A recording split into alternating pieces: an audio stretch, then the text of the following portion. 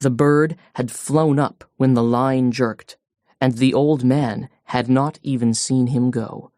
He felt the line carefully with his right hand and noticed his hand was bleeding.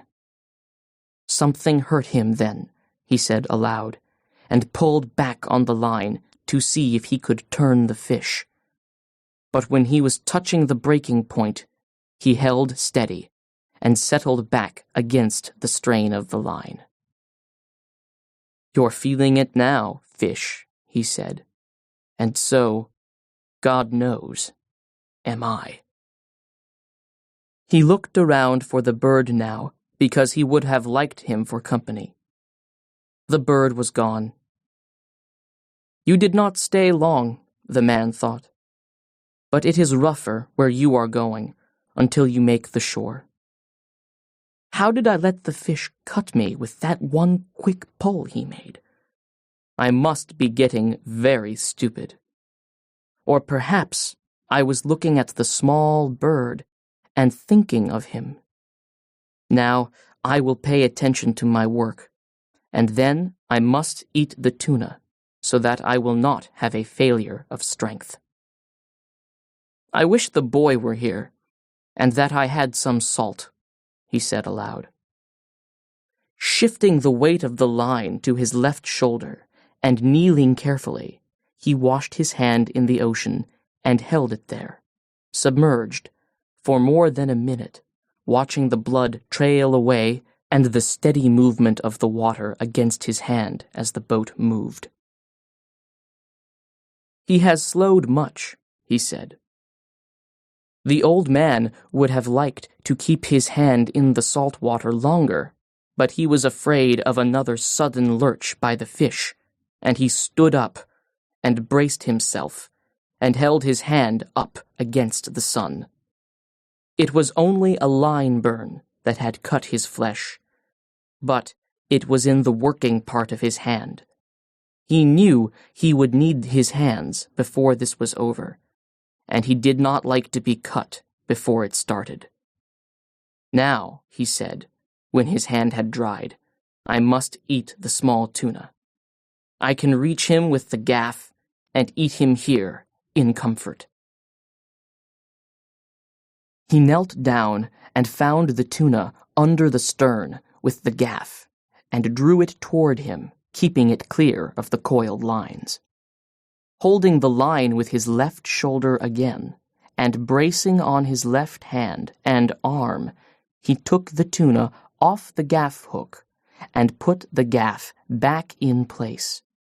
He put one knee on the fish and cut strips of dark red meat longitudinally from the back of the head to the tail. They were wedge-shaped strips, and he cut them from next to the backbone down to the edge of the belly.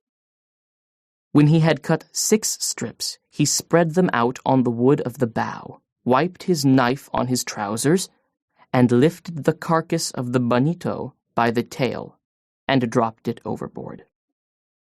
"I don't think I can eat an entire one," he said, and drew his knife across one of the strips. He could feel the steady, hard pull of the line, and his left hand was cramped. It drew up tight on the heavy cord, and he looked at it in disgust. "What kind of a hand is that?" he said. "Cramp then, if you want. Make yourself into a claw. It will do you no good." "Come on," he thought, and looked down into the dark water at the slant of the line. "Eat it now, and it will strengthen the hand. It is not the hand's fault, and you have been many hours with the fish. But you can stay with him forever. Eat the bonito now." He picked up a piece and put it in his mouth, and chewed it slowly. It was not unpleasant. Chew it well, he thought, and get all the juices. It would not be bad to eat with a little lime, or with lemon, or with salt. "How do you feel, hand?" he asked the cramped hand that was almost as stiff as rigor mortis. "I'll eat some more for you," He ate the other part of the piece that he had cut in two. He chewed it carefully, and then spat out the skin. "How does it go, Hand? Or is it too early to know?" He took another full piece and chewed it. "It is a strong, full-blooded fish," he thought. "I was lucky to get him instead of Dolphin. Dolphin is too sweet. This is hardly sweet at all, and all the strength is still in it." "There is no sense in being anything but practical, though," he thought. "I wish I had some salt. And I do not know whether the sun will rot or dry what is left, so I had better eat it all, although I am not hungry.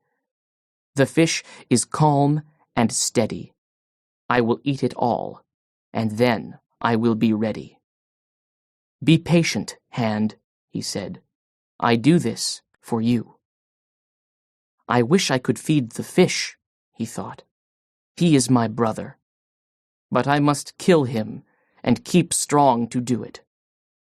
Slowly and conscientiously, he ate all of the wedge-shaped strips of fish. He straightened up, wiping his hands on his trousers. "Now," he said, "you can let the cord go, Hand, and I will handle him with the right arm alone until you stop that nonsense." He put his left foot on the heavy line that the left hand had held and lay back against the pull against his back. "God help me to have the cramp go," he said, "because I do not know what the fish is going to do. But he seems calm," he thought, "and following his plan." But what is his plan, he thought, and what is mine? Mine I must improvise to his because of his great size. If he will jump, I can kill him. But he stays down forever. Then I will stay down with him forever. He rubbed the cramped hand against his trousers and tried to gentle the fingers, but it would not open. Maybe it will open with the sun, he thought. Maybe it will open when the strong, raw tuna is digested. If I have to have it, I will open it, cost whatever it costs. But I do not want to open it now by force. Let it open by itself and come back of its own accord. After all, I abused it much in the night when it was necessary to free and unite the various lines. He looked across the sea and knew how alone he was now.